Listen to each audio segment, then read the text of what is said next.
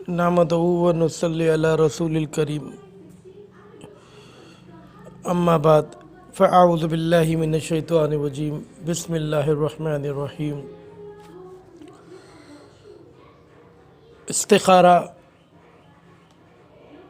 अक्सर व बेशतर लोग इस्तिखारा के बारे में सवाल करते हैं कि इस्तिखारा का मसनून तरीक़ा क्या है और इस्तिखारा कितनी दफ़ा करना चाहिए। इस्तिखारा का मतलब है किसी मामले में खैर और भलाई का तलब करना, यानी रोज़मर्रा की ज़िंदगी में पेश आने वाले अपने हर जायज़ काम में अल्लाह ताला की तरफ रुजू करना और अल्लाह ताला से इस काम में खैर व भलाई और रहनुमाई तलब करना। इस्तिखारा के अमल को ये समझना कि इससे कोई खैर मिल जाती है तो ये बहुत ही बड़ी गलतफ़हमी है। इस्तिखारा एक मसनून अमल है जिसका तरीक़ा और दुआ नबी पाक करीम सल्लल्लाहु अलैहि वसल्लम से अहादीस में मनक़ूल है।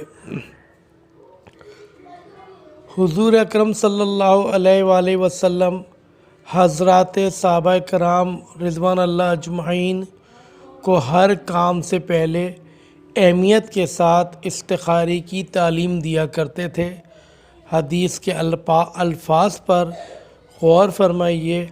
हज़रत जाबिर बिन अब्दुल्ला रज़ी अल्लाह ताला अन्हु फरमाते हैं कि नबी पाक करीम सल्लल्लाहु अलैहि वसल्लम का इरशाद ग्रामी है, जब तुम में से कोई शख्स किसी भी काम का इरादा करे तो उसको चाहिए कि फ़र्ज़ नमाज के बाद 2 रकात सलातुन नफिल पढ़े और उसके बाद सुन्नत के मुताबिक इस्तिखारा का सीधा सादा और आसान तरीक़ा जो कि हदीस की किताबों में मौजूद है कि दिन में या रात में किसी भी वक्त बशर्त ये कि वो नफिल की अदायगी का मकरूह वक्त ना हो, 2 रकात नमाज नफिल इस्तिखारा की नीयत से पढ़ें।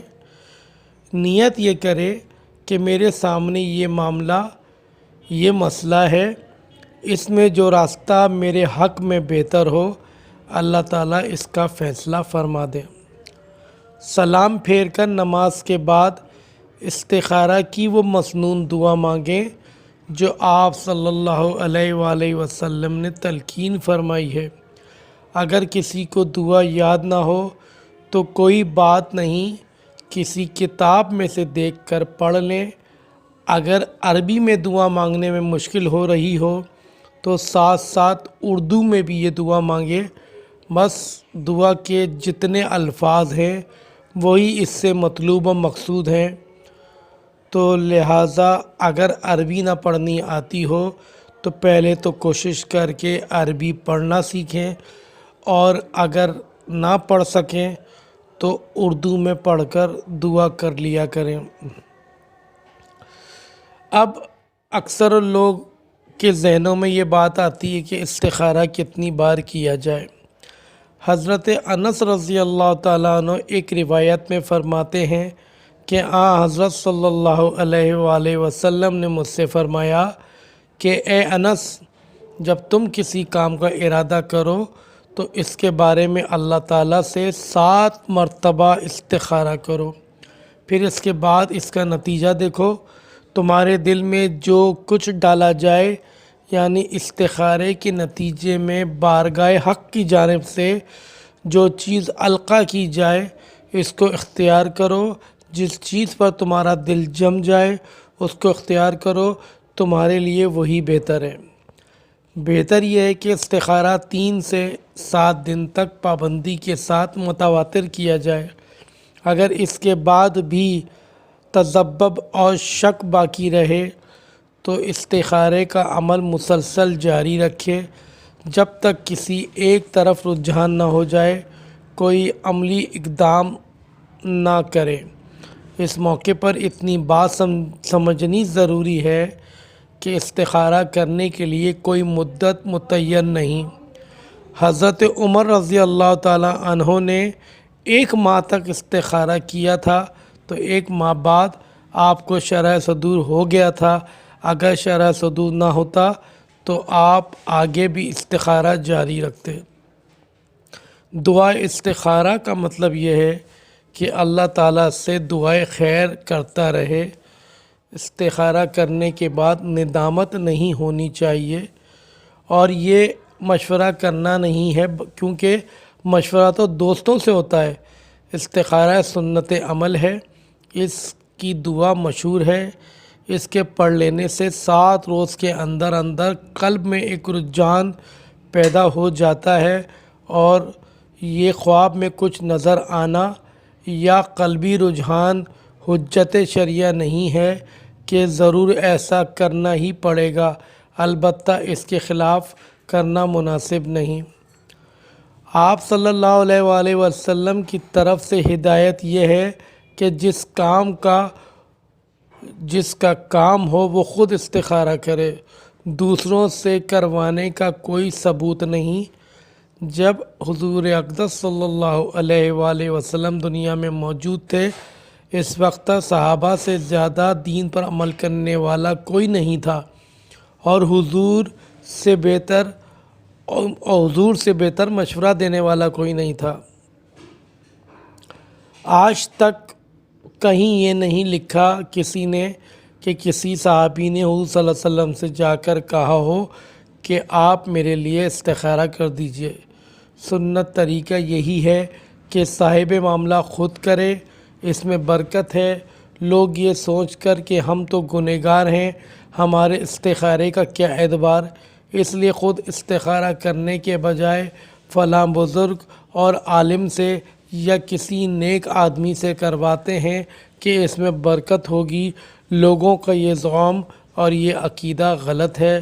جس کا کام ہو وہ خود استخارہ کرے، خواہ وہ نیک ہو یا گنہگار ہو۔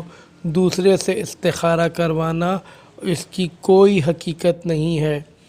ہاں، دوسروں سے کرا لینا گناہ تو نہیں، لیکن اس دعا کے الفاظ ہی ایسے ہیں کہ خود کرنا چاہیے۔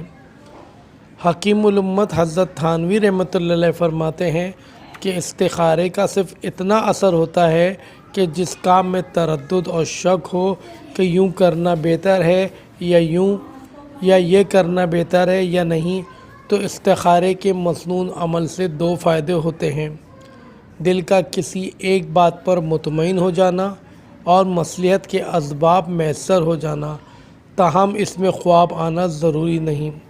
استخارے کے بارے میں چند کوتاہیاں اور غلط فہمیاں جو لوگ کرتے ہیں۔ اب دیکھیے، یہ استخارہ کس قدر آسان کام ہے، مگر اس میں بھی شیطان نے کئی پیبند لگا دیے ہیں۔ پہلا پیبند یہ کہ 2 رکعت پڑھ کر کسی سے بات کیے بغیر سو جاؤ۔ سونا ضروری ہے، ورنہ استخارے سے کیا فائدہ۔ دوسرا پیبند یہ لگایا کہ لیٹو بھی تو دائیں کروٹ پر۔ تیسرا پیبند یہ کہ قبلہ رو ہو کر لیٹو۔ چوتھا پیبند یہ لگایا کہ لیٹنے کے بعد آپ خواب کا انتظار کرو، استخارے کے دوران خواب نظر آئے گا۔ پانچواں پیبند یہ لگایا کہ اگر خواب میں فلاں رنگ نظر آئے تو کام بہتر ہوتا ہے، فلاں نظر آئے تو بہتر نہیں۔ چھٹا پیبند یہ لگایا کہ اس میں خواب میں کوئی بزرگ آئے گا، بزرگ کا انتظار کیجئے کہ وہ خواب میں آ کر سب کچھ بتا دے گا۔ لیکن سوچنے کی بات یہ ہے کہ وہ بزرگ کون ہوگا؟ اگر شیطان ہی بزرگ بن کر خواب میں آ جائے تو اس کو کیسے پتہ چلے گا کہ یہ شیطان ہے یا کوئی بزرگ؟ یاد رکھیے کہ ان میں سے کوئی ایک چیز بھی حدیث سے ثابت نہیں، بس یہ باتیں لکھنے والوں نے کتابوں میں بغیر تحقیق کے لکھ دی ہیں، تو لہٰذا ان چیزوں کی کوئی حقیقت نہیں۔ باوضو قبلہ رخ اور دائیں کروٹ پر سونا نیند کے آداب میں سے تو ضرور ہے، لیکن یہ ضروری نہیں کہ استخارہ رات کو سونے سے پہلے ان مرکوزہ بالا شرائط کے ساتھ لازم سمجھ لیا جائے۔ وقت کی کمی اور فوری فیصلے کی صورت میں استخارے کا ایک مسنون طریقہ ہے۔ سنت استخارے کا ایک تفصیلی طریقہ تو وہ ہوا جس کو ماقبل میں تفصیل سے بیان کر دیا گیا ہے، لیکن قربان جائیے رسول پاک کریم صلی اللہ علیہ وآلہ وسلم نے وقت کی کمی اور فوری فیصلے کی صورت میں ایک مختصر سا استخارہ تجویز فرما دیا تاکہ استخارے سے محرومی نہ رہے۔